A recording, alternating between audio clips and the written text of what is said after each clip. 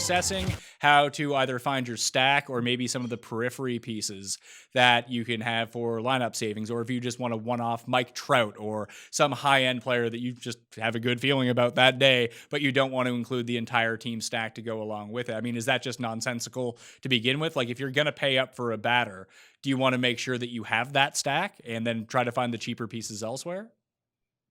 I think you can look at it in two different ways. One being that is the case where if you're going to have a top end bat, it would make sense to have others around him, because if he's going to have a big game where he's, say, driving in 4 runs and maybe he's hitting 2 home runs, his teammates are also going to benefit from that. However, sometimes, especially in maybe smaller contests or even cash games, if you play cash or MLB, getting those, lesser variance players, those top end guys such as Mike Trout, playing those guys one offs works out just fine. And sometimes you'll find yourself on slate where you maybe like a pitcher in the mid range and a value pitcher, and then you get your stacks done and you say, okay, I have a good amount of left over.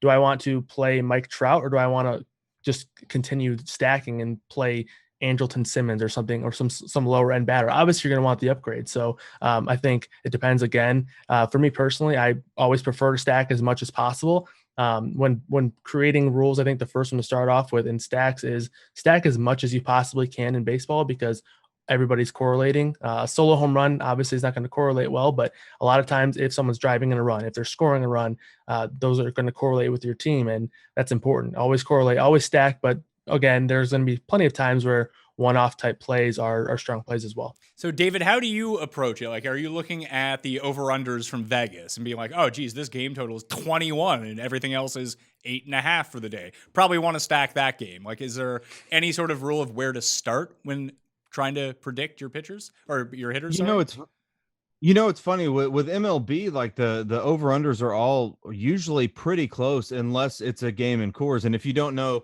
Coors Field is the Colorado Rockies field, and that the ball just tends to fly there.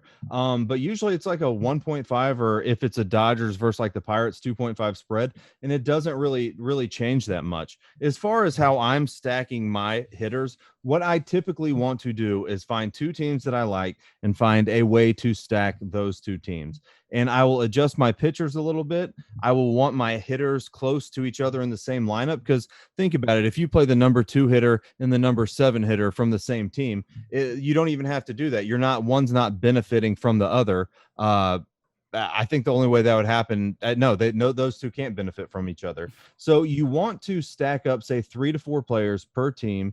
I don't really care if it's cash. Kyle makes a good point about cash. You can do it a little bit smaller, but in GPP, say, up to 500 men or women in the contest against you, you want to stack, because say you have a grand slam from Ozuna from the Braves who's batting 4th. Well, that means that every batter ahead of him had to get on base. So they got on base. They got the points for getting on base, whether it was a hit or a walk. And then Ozuna gets the grand slam. He gets all the RBIs hit in, all those runners get a run, and you get 40 points just from that one hit. As opposed to if you don't do that, if you just play Ozuna, you get the grand slam, but you don't get the points ahead of him from the runners on base, and then everyone else who played the Braves and stacked the Braves did. So even though you get the grand slam, you miss out on the other 3 players, and a lot of people stack in baseball. They all got the point, so you're automatically behind.